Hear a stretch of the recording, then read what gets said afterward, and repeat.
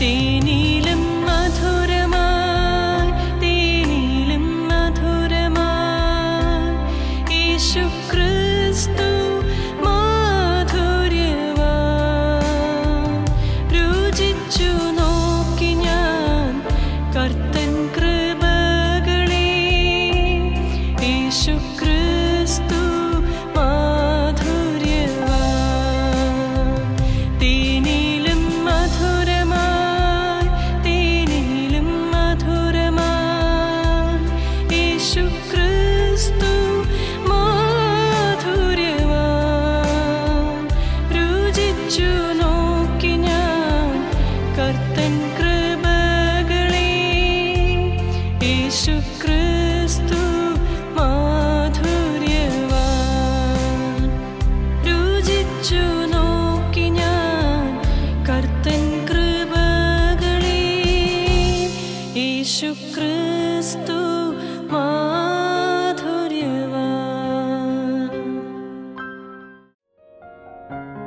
ഞങ്ങളും ക്രൂശിക്കപ്പെട്ട ക്രിസ്തുവിനെ പ്രസംഗിക്കുന്നു. ദൈവ തിരുനാമത്തിന് മഹത്വം ഉണ്ടാകട്ടെ. 4-ാമത്തെ സങ്കീർത്തനം 1-ാം വാക്യം. എൻ്റെ നീതിയായ ദൈവമേ, ഞാൻ വിളിക്കുമ്പോൾ ഉത്തരമരുളയണമേ. ഞാൻ ഞെരുക്കത്തിലിരുന്നപ്പോൾ നീ എനിക്ക് വിശാലത വരുത്തി. എന്നോട് കൃപ തോന്നി എൻ്റെ പ്രാർത്ഥന കേൾക്കണമേ. ദാവീദിൻ്റെ ഒരു സങ്കീർത്തനമാണ് ഈ 4-ാമത്തെ സങ്കീർത്തനം. ഞാൻ ഇതിനു മുൻപ് പറഞ്ഞിട്ടുണ്ട്, സങ്കീർത്തന പുസ്തകത്തിലുള്ള സങ്കീർത്തനങ്ങൾ അധികവും ദാവീദ് രാജാവ് എഴുതിയതും പാടിയതുമായ സങ്കീർത്തനങ്ങളാണ്. ദാവീദിൻ്റെ മകനായ ശലോമോൻ്റെ സങ്കീർത്തനമുണ്ട്, മോശയുടെ സങ്കീർത്തനമുണ്ട്, കോരഹ് പുത്രന്മാരുടെ സങ്കീർത്തനങ്ങളുണ്ട്, ആസാഫിൻ്റെ സങ്കീർത്തനമുണ്ട്, യസ്രാഹ്യനായ ഏഥാൻ്റെ സങ്കീർത്തനമുണ്ട്, യദൂഥുവിൻ്റെ സങ്കീർത്തനമുണ്ട്. വളരെ അനുഗ്രഹീതരായ ദൈവഭക്തന്മാർ ഹൃദയം തൊട്ട് പാടുന്ന കീർത്തനങ്ങളാണ് ഈ സങ്കീർത്തനങ്ങൾ. ഉള്ളലിഞ്ഞ് ഹൃദയസ്പർശിയായ അനുഭവങ്ങളുടെ പിൻബലത്തിൽ പാടുന്നതായ സങ്കീർത്തനങ്ങൾ. അത് വായിക്കുകയും ധ്യാനിക്കുകയും ചെയ്യുമ്പോൾ നമ്മുടെ ഹൃദയത്തെ തൊടും, നമ്മുടെ ഉള്ള് അലിയും. നമ്മുടെ കല്ലുപോലുള്ള ഹൃദയങ്ങൾ തകരും.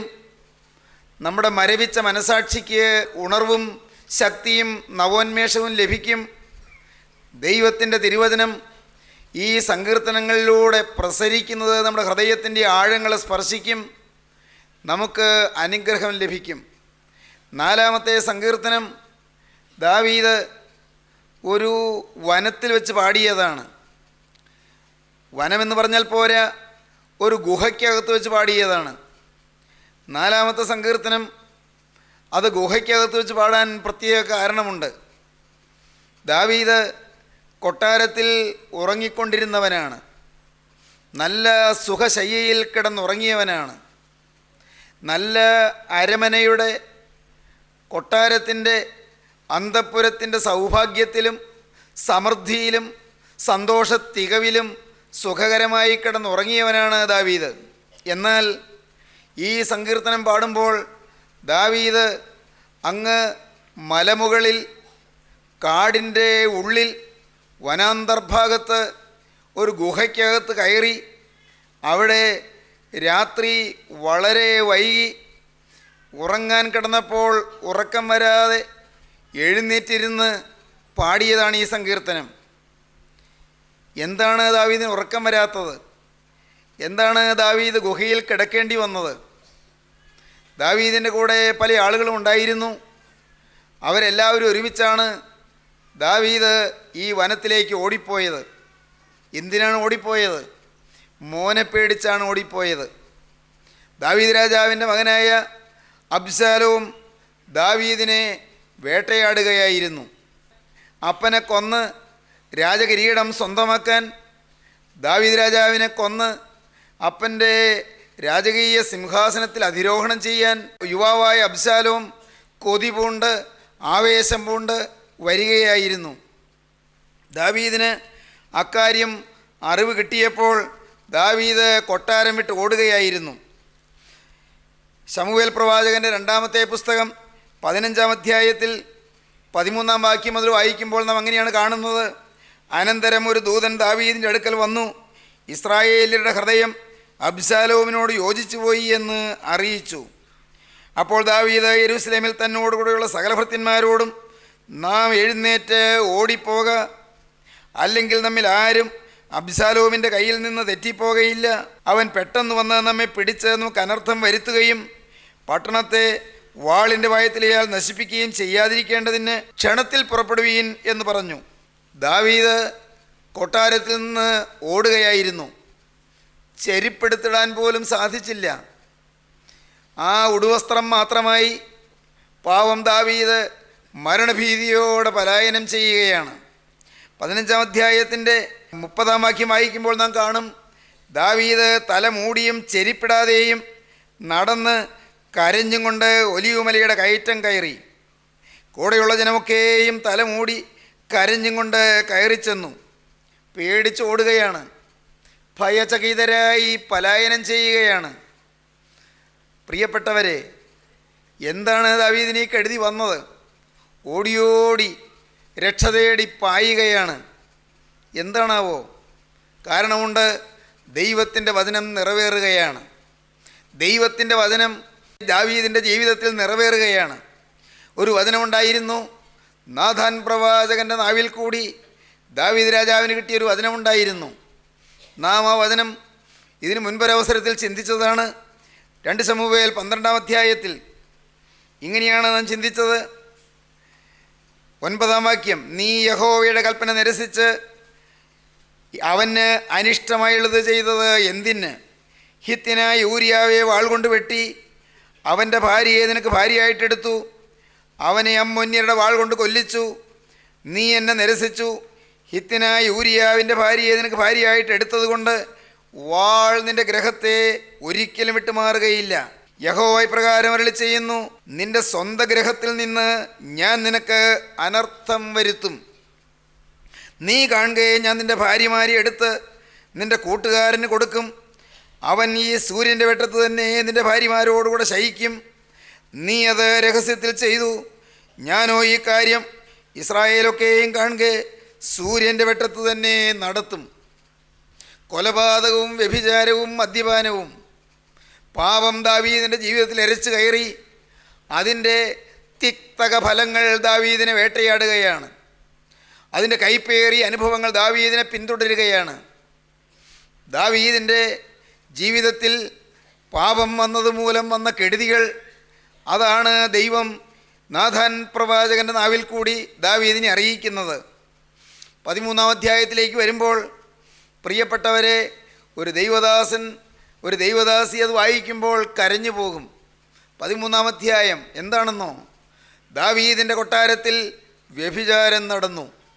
ദാവീദിൻ്റെ ഒരു മകൻ ദാവീദിൻ്റെ മകളെ വ്യഭിചാരം ചെയ്തു. സങ്കടമായിപ്പോയി. ഒരിക്കലും സംഭവിക്കരുതായിരുന്നു. എന്താണതിന് കാരണം? അപ്പൻ്റെ ജീവിതത്തിലെ മഹാഭയാനകമായ പരാജയം, അപ്പൻ്റെ ജീവിതത്തിലെ പാപത്തിൻ്റെ ഭീകരമായ ദുഷ്കൃതം, അതാണ് സംഭവിച്ചത്. ദാവീദിൻ്റെ മകനായ അമ്നോൻ ദാവീദിൻ്റെ തന്നെ മകളായ താമാറിനെ വ്യഭിചാരം ചെയ്തു. അവിടെ കൊണ്ട് തീർന്നോ? ഇല്ല. വാൾ നിൻ്റെ ഗ്രഹത്തെ വിട്ടു മാറുകയില്ല എന്ന് പറഞ്ഞത് അങ്ങനെ തന്നെ നടന്നു. ഈ അമ്നോനെ ദാവീദിൻ്റെ മകനായ അബ്ശാലോം അടിച്ചു കൊന്നു. വീട്ടിൽ തന്നെ കൊലപാതകം, ദാവീദിൻ്റെ വീട്ടിൽ തന്നെ വ്യഭിചാരം, ദാവീദിൻ്റെ വീട്ടിൽ തന്നെ കൊട്ടാരത്തിൽ തന്നെ കൊലപാതകം. തീർന്നോ? തീർന്നില്ല. അക്ഷരമക്ഷരമായി എല്ലാം നിറവേറുകയാണ്. വള്ളിയും പുള്ളിയും മാറാതെ നിറവേറുകയാണ്. പാപത്തിൻ്റെ കൈപ്പുറ്റ ഫലങ്ങൾ, പാപത്തിൻ്റെ ഭയാനകമായ നീരാളിപ്പിടുത്തങ്ങൾ. സ്നേഹിതരെ, നാം ഇത് കേൾക്കുമ്പോൾ നാം നിരാശപ്പെടുകയല്ല വേണ്ടത്. കർത്താവേ, കെടുതികൾ എൻ്റെ ജീവിതത്തിലേക്ക് വരാതെ, എൻ്റെ പാപം മൂലം വന്ന പ്രത്യാക്രമണങ്ങൾ എന്നെ ബാധിക്കാതെ എന്നെ കാക്കണമേ എന്നുള്ള ഉള്ളുനൊന്ത നിലവിളി ദൈവസന്നിധിയിലേക്ക് പ്രാർത്ഥനയായി ഉയരേണ്ടതാണ്. കർത്താവേ, എൻ്റെ പാപത്തിൻ്റെ ഭീകരമായ കൊടും ചെയ്തികളിൽ നിന്ന് വന്ന പ്രത്യാക്രമണങ്ങൾ എന്നെ ബാധിക്കാതെ എന്നെ കാക്കണമേ, എന്നെ കരുതണമേ, എന്നെ മോചിപ്പിക്കണമേ, പാപം എൻ്റെ പിന്നാലെ വരുന്നതിൽ നിന്ന് എനിക്കൊരു മോചനം തരണമേ എന്നുള്ള അഗാധമായ ദാഹവും പ്രാർത്ഥനയും നിലവിളിയും നമ്മുടെ ഹൃദയത്തിൽ നിന്ന് ഉയരേണ്ടതാണ്. ദാവീദിൻ്റെ വീട്ടിൽ, ആ വീട്ടിൽ തന്നെ കൊലപാതകം നടന്നു, വ്യഭിചാരം നടന്നു. ഇപ്പോഴിതാ സഹോദരനെ കൊന്ന അബ്ശാലോം അപ്പനെ കൊന്ന് രാജകിരീടം സ്വന്തമാക്കാൻ അധ്വാനിക്കുകയാണ്. അവൻ കുറേയേറെ ആളുകളെ വശീകരിച്ചു, നാട്ടുകാരെ കുറേ അധികം പേരെ വശീകരിച്ചു. അപ്പനോട് കൂറുണ്ടായിരുന്ന കുറേയേറെ ആളുകളെ ആ അബ്ശാലോം മകൻ വശീകരിച്ചിട്ട് അവരെ കൂട്ടിക്കൊണ്ട് അപ്പനെതിരായി ഗൂഢാലോചന നടത്തിയിട്ട് ഒടുവിൽ അപ്പനെ ആക്രമിക്കാൻ കൊട്ടാരത്തിലേക്ക് സൈന്യസന്നാഹത്തോടെ വരികയാണ്. ദാവീദ് ഓടി. അതാണ് നാം വായിച്ചത് 15-ാം അധ്യായത്തിൽ. ദാവീദ് തലമൂടിയും ചെരിപ്പിടാതെയും നടന്നു, കരഞ്ഞും കൊണ്ട് ഒലിവുമലയുടെ കയറ്റം കയറി. കൂടെയുള്ള ജനമൊക്കെയും തലമൂടി കരഞ്ഞും കൊണ്ട് കയറി ചെന്നു. കയറിപ്പോവുകയാണ്, മല കയറിപ്പോവുകയാണ്, ചെരിപ്പ് പോലുമില്ല. പാവം പ്രാണഭയത്തോടെ ഓടുകയാണ്. പ്രിയപ്പെട്ടവരെ, അങ്ങ് മലമുകളിലെത്തി വനാന്തർഭാഗത്തേക്ക് കടന്നു, കാടിൻ്റെ ഉള്ളിലേക്ക് ചെന്നു. ദാവീദിന് ഒരടി നടക്കാൻ വയ്യ. കൊല്ലുന്നെങ്കിൽ കൊല്ലട്ടെ, എൻ്റെ ദൈവമേ ഞാൻ ചാകുന്നെങ്കിൽ ചാകട്ടെ, വയ്യ, ഒരു ചുവട് വയ്ക്കാൻ വയ്യ. ദാവീദ് വലഞ്ഞു, ദാവീദ് ക്ഷീണിച്ചു. ദാവീദ് കൂടെയുള്ളവരോട് പറഞ്ഞു, എന്നെക്കൊണ്ട് വയ്യല്ലോ, വയ്യ. അവർ പറഞ്ഞു, അയ്യോ അങ്ങനെ പറയല്ലേ, സാരമില്ല, ഞങ്ങൾ ഒളിച്ചിരിക്കാനൊരു സ്ഥലം കണ്ടുപിടിക്കാം. അവരെ ഒരു ഗുഹ കണ്ടുപിടിച്ചു. ആ ഗുഹയ്ക്കകത്തേക്ക് ദാവീദിനോട് കടന്നു ചെല്ലാൻ പറഞ്ഞു. അവരൊരാൾ മുന്നേ ചെന്നു. അവിടെ നിലത്തെ ചരലെല്ലാം ഒന്ന് വകഞ്ഞു മാറ്റി കുറേ കരിയില കൊണ്ടുവന്ന് അവിടെ വിരിച്ചു. എന്നിട്ട് പറഞ്ഞു, ഇവിടെ കിടന്ന് ഉറങ്ങിക്കോ, ഞങ്ങൾ കാവൽ നിന്നുകൊള്ളാം, ഞങ്ങൾ വെളിയിൽ കാവൽ നിന്നുകൊള്ളാം. ദൈവത്തിന് സ്തോത്രം. ഞങ്ങൾ ആരെങ്കിലും ശത്രുക്കൾ വരുന്നുണ്ടോ എന്ന് ഞങ്ങൾ കാവൽ നിന്നുകൊള്ളാം, എന്തെങ്കിലും ഉണ്ടെങ്കിൽ ഞങ്ങൾ അറിയിച്ചു കൊള്ളാം. ദാവീദ് ഉള്ളുനൊന്ത് ഹൃദയം പിളർന്ന് അവിടെ ഉറങ്ങാൻ കിടന്നു. പറ്റുന്നില്ല, ഉറങ്ങാൻ പറ്റുന്നില്ല. മനസ്സിൽ പലതരം ചിന്തകൾ, മനസ്സ് വല്ലാതെ ഉലയുന്നു. ദാവീദ് ദൈവത്തോട് പറഞ്ഞു, കർത്താവേ, എൻ്റെ മകൻ എന്നെ കൊല്ലുന്നെങ്കിൽ സാരമില്ല, അതിനെക്കുറിച്ച് എനിക്ക് ഭയമില്ല. പക്ഷേ എൻ്റെ പാപം എന്നെ പിന്തുടരരുത്, എൻ്റെ പാപം എന്നിൽ നിന്ന് മാറ്റിത്തരണം. ഇവിടെയുള്ള കെടുതികൾ അത് നിസ്സാരമാണ്. എൻ്റെ പാപം മൂലം വരുന്ന കെടുതിയാണ് ഭയാനകം. എൻ്റെ പാപം മൂലം നിത്യമായ ദണ്ഡനത്തിലേക്ക് ഞാൻ പോകുമല്ലോ, നിത്യമായ നരകാഗ്നിയിലേക്ക് ഞാൻ നീങ്ങുമല്ലോ. ആ അപകടം എനിക്ക് സംഭവിക്കരുത്. എൻ്റെ കർത്താവേ, പാപം മൂലമുള്ള ഘോരാഗ്നിയിലേക്ക് പോകാൻ ഇടവരാതെ, എൻ്റെ പാപം എന്നെ നിത്യനാശത്തിലേക്ക് തള്ളിയിടാൻ ഇടവരാതെ, എൻ്റെ പാപത്തിൻ്റെ ഭയാനകതയിൽ നിന്നെനിക്ക് മോചനം തരണം. ദാവീദ് പ്രാർത്ഥിച്ചു. പ്രാർത്ഥിച്ചിരുന്നപ്പോൾ കണ്ണീര് പിന്നെയും ഒഴുകി. പ്രാർത്ഥിച്ചിരുന്നപ്പോൾ പിന്നെയും ഏങ്ങലടിച്ചുകൊണ്ട് ദൈവത്തോട് ഉള്ളം പകർന്ന് കരയാൻ തുടങ്ങി. അപ്പോഴാണ് ഒരു ഉറപ്പ് കിട്ടിയത്. എന്താണ് ഉറപ്പ്? എനിക്ക് ഉറങ്ങാം, ഇനി ഞാൻ ഉറക്കളച്ചിരിക്കേണ്ട ആവശ്യമില്ല, എനിക്ക് ഉറങ്ങാം. കാരണം എൻ്റെ ദൈവമേ, എൻ്റെ പാപങ്ങളെല്ലാം നീ എനിക്ക് മറച്ചു തന്നല്ലോ, എൻ്റെ പാപങ്ങളെല്ലാം നീ എനിക്ക് ക്ഷമിച്ചു തന്നല്ലോ. പ്രാർത്ഥിക്കുന്ന ദൈവവൈതലിന്, കണ്ണുനീരുറന്ന് കരയുന്ന ദൈവവൈതലിന്, ഹൃദയം നൊന്ത് കരഞ്ഞ് പ്രാർത്ഥിച്ച് അനുദപിക്കുന്ന ദൈവവൈതലിന് പാപം മോചിച്ചു കൊടുക്കുന്ന ദൈവത്തിൻ്റെ അനന്തമോഹനമായ സ്നേഹവാത്സല്യങ്ങൾ ദാവീദിൻ്റെ ഹൃദയത്തിലേക്ക് ഒഴുകി വന്നു. സമാധാനമായി, ഒരാശ്വാസമായി. പിന്നെ ദാവീദങ്ങ് വിതുമ്പിക്കൊണ്ട് ദൈവത്തെ സ്തുതിച്ച് പറയാൻ തുടങ്ങി, കർത്താവേ, ഞാൻ സമാധാനത്തോടെ കിടന്നുറങ്ങും, നീയല്ലോ എന്നെ നിർഭയം വസിക്കുമാറാക്കുന്നത്. ദാവീദ് പറയുകയാണ്, എൻ്റെ കർത്താവേ, ഈ സങ്കീർത്തനത്തിൻ്റെ ഒടുവിലത്തെ ഭാഗത്ത് അതാണ് പറയുന്നത്. ധാന്യവും വീഞ്ഞും വർദ്ധിച്ചപ്പോൾ അവർക്കുണ്ടായതിലും അധികം സന്തോഷം നീ എൻ്റെ ഹൃദയത്തിൽ നൽകിയിരിക്കുന്നു. ഞാൻ സമാധാനത്തോടെ കിടന്നുറങ്ങും, നീയല്ലോ യഹോവേ എന്നെ നിർഭയം വസിക്കുമാറാക്കുന്നത്. ദൈവത്തിന് സ്തോത്രം. രാജാവും ദീർഘദർശിയുമായ ദാവീദ് പറയുകയാണ്, ധാന്യവും വീഞ്ഞും വർദ്ധിച്ചപ്പോൾ മറ്റുള്ളവർക്ക് വലിയ സന്തോഷമുണ്ട്, ധനസമൃദ്ധിയിൽ പ്രമോദമുണ്ട്, അവർക്കതിൽ അഭിമാനമുണ്ട്. ധാന്യവും വീഞ്ഞും വർദ്ധിച്ചപ്പോൾ അവർക്കുണ്ടായതിലും അധികം സന്തോഷം നീ എൻ്റെ ഹൃദയത്തിൽ നൽകിയിരിക്കുന്നു. ഞാൻ സമാധാനത്തോടെ കിടന്നുറങ്ങും, നീയല്ലോ യഹോവേ എന്നെ നിർഭയം വസിക്കുമാറാക്കുന്നത്. കാരണമെന്ത്? ഈ ഉറപ്പ് കിട്ടാൻ കാരണമെന്ത്? അതിൻ്റെ കാരണമാണ് നാം 4-ാം സങ്കീർത്തനം ആദ്യ വാക്യത്തിൽ കണ്ടത്. എൻ്റെ നീതിയായ ദൈവമേ, ഞാൻ വിളിക്കുമ്പോൾ ഉത്തരമരുളയണമേ. ഞാൻ ഞെരുക്കത്തിലിരുന്നപ്പോൾ നീ എനിക്ക് വിശാലത വരുത്തി. എന്നോട് കൃപ തോന്നി എൻ്റെ പ്രാർത്ഥന കേൾക്കണമേ. പ്രിയപ്പെട്ടവരെ, ഈ സങ്കീർത്തനം നമുക്ക് പഠിക്കുമ്പോൾ കുറേയേറെ മർമ്മപ്രധാനമായ വസ്തുതകൾ നമുക്ക് ഗ്രഹിക്കാനുണ്ട്. മർമ്മപ്രധാനമായ വസ്തുതകൾ. ദാവീദിന് ഉറപ്പ് കിട്ടി. എന്താണ്? എൻ്റെ ദൈവം കുറ്റവാളിയായ എന്നെ കുറ്റമില്ലാത്തവനെന്ന് മുദ്രകുത്തി തന്നല്ലോ. കുറ്റം ചെയ്ത് അതിൻ്റെ ഭീകരമായ കെടുതിയിൽ അഴലുന്ന എനിക്ക് കുറ്റമില്ലാത്തവനെന്നുള്ള ദൈവത്തിൻ്റെ നീതീകരണം തന്നല്ലോ. ജസ്റ്റിഫിക്കേഷൻ, ദൈവം തന്ന നീതീകരണം അതെനിക്ക് ലഭിച്ചല്ലോ. അൺജസ്റ്റായ എന്നെ ജസ്റ്റ് എന്ന് നിത്യനായ ദൈവം പരിഗണിച്ചല്ലോ. ദൈവത്തിന് സ്തോത്രം. നീതി കെട്ടവനായ എന്നെ നീതിമാനെന്ന് ദൈവം കണക്കാക്കിയല്ലോ. എൻ്റെ നീതിയായ ദൈവമേ, എന്തൊരു കാഴ്ചപ്പാടാണത്! നീതി കെട്ടവനെ നീതിമാനെന്ന് പരിഗണിക്കുന്ന ദൈവസ്നേഹത്തെക്കുറിച്ചുള്ള ഉത്ബോധം, നീതിയില്ലാത്തവനെ നീതിമാനെന്ന് കണക്ക് കൂട്ടുന്ന ദൈവത്തിൻ്റെ കരുണയെക്കുറിച്ചുള്ളതായ വിശ്വാസം. എൻ്റെ നീതിയായ ദൈവമേ, ഞാൻ വിളിക്കുമ്പോൾ ഉത്തരമരുളണമേ. പ്രിയപ്പെട്ടവരെ, പ്രാർത്ഥനയ്ക്ക് മറുപടി കിട്ടുന്നതിൻ്റെ ആദ്യത്തെ ഘട്ടം എന്താണ്? ദൈവം എൻ്റെ നീതി എന്നുള്ള ഉറപ്പാണ്. ദൈവം എന്നെ നീതീകരിച്ചു എന്നുള്ള ഉറപ്പാണ്.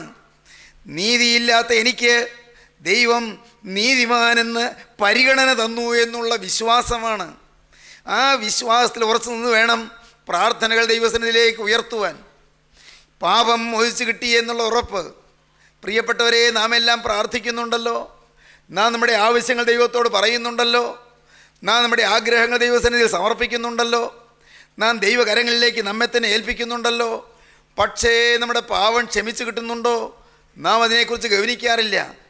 എൻ്റെ കർത്താവേ, എൻ്റെ പാപം ക്ഷമിച്ചു തരണം, എൻ്റെ പാപം മോചിച്ചു തരണം. നീയാണ് എൻ്റെ നീതി, നീയാണ് എൻ്റെ ജസ്റ്റിഫിക്കേഷൻ, വിശ്വാസത്താലുള്ള നീതീകരണം. പ്രിയപ്പെട്ടവരെ, ഈ 1-ാമത്തെ വാക്യത്തിൽ നാം കാണുന്നത് എൻ്റെ നീതിയായ ദൈവമേ എന്നുള്ള വിളിയാണ്. സഹോദരങ്ങളെ, അന്ന് ആ രാത്രി ദാവീദ് അവിടെ കിടന്നുറങ്ങി. അന്ന് ഈ 4-ാം സങ്കീർത്തനത്തിൽ നാം കാണുന്ന ആ മനോഹരമായ ഹൃദയസ്പർശിയായ ഗാനം ദാവീദ് പാടിക്കൊണ്ട് ശാന്തമായി സുഖമായി കിടന്നുറങ്ങി. ധാന്യവും വീഞ്ഞ് വർദ്ധിച്ചപ്പോൾ അവർക്കുണ്ടായതിലും അധികം സന്തോഷം നീ എൻ്റെ ഹൃദയത്തിൽ നൽകിയിരിക്കുന്നു. ഞാൻ സമാധാനത്തോടെ കിടന്നുറങ്ങും. നീയല്ലോ യഹോവേന് നിർഭയം വസിക്കുമാറാക്കുന്നത് എന്ന് പറഞ്ഞ് ദാവീദ് അവിടെ കിടന്നുറങ്ങി. ഭാഗ്യം, പിറ്റേന്ന് രാവിലെ ദാവീദ് ഉണർന്നു. കേടൊന്നും പറ്റിയില്ല, ആക്രമിച്ചില്ല, സൈന്യം വന്നില്ല, സൈന്യം കണ്ടുപിടിച്ചില്ല, അബ്ശാലോം കണ്ടില്ല, രക്ഷപ്പെട്ടു. അപ്പോൾ ദാവീദ് പാടിയതാണ് 3-ാമത്തെ സങ്കീർത്തനം. 3-ാം സങ്കീർത്തനം. തലേന്ന് രാത്രി കിടക്കാൻ നേരത്ത് പാടിയത് 4-ാം സങ്കീർത്തനം. പിറ്റേന്ന് രാവിലെ എഴുന്നേറ്റപ്പോൾ പാടിയത് 3-ാം സങ്കീർത്തനം. എന്താണ് അവിടെ പറയുന്നത്? യഹോവേ, എൻ്റെ വൈരികൾ എത്ര പെരുകിയിരിക്കുന്നു, എന്നോട് എതിർക്കുന്നവർ അനേകരാകുന്നു. അവൻ്റെ ദൈവത്തിങ്കൽ രക്ഷയില്ല എന്ന് എന്നെക്കുറിച്ച് പലരും പറയുന്നു. നീയോ യഹോവേ എനിക്ക് ചുറ്റും പരിചയം, എൻ്റെ മഹത്വവും എൻ്റെ തല ഉയർത്തുന്നവനുമാകുന്നു. ഞാൻ യഹോവയോട് ഉച്ചത്തിൽ നിലവിളിക്കുന്നു, അവൻ തൻ്റെ വിശുദ്ധ പർവ്വതത്തിൽ നിന്ന് ഉത്തരമരുളുകയും ചെയ്യുന്നു. ഞാൻ കിടന്നുറങ്ങി, യഹോവ എന്നെ താങ്ങുകയാൽ ഉണർന്നുവിരിക്കുന്നു. ഞാൻ കിടന്നുറങ്ങി, യഹോവ എന്നെ താങ്ങുകയാൽ ഞാൻ ഉണർന്നുവിരിക്കുന്നു. ദൈവത്തിൻ്റെ കൈ എന്നെ താങ്ങി. ദൈവത്തിൻ്റെ കൈ എന്നെ താങ്ങിയത് കൊണ്ടാണ് ഞാൻ ഉണർന്നത്. നീ എനിക്ക് ചുറ്റും പരിചയമായി നിന്നു. ഷീൽഡ്, പരിചയമായി നിന്നു.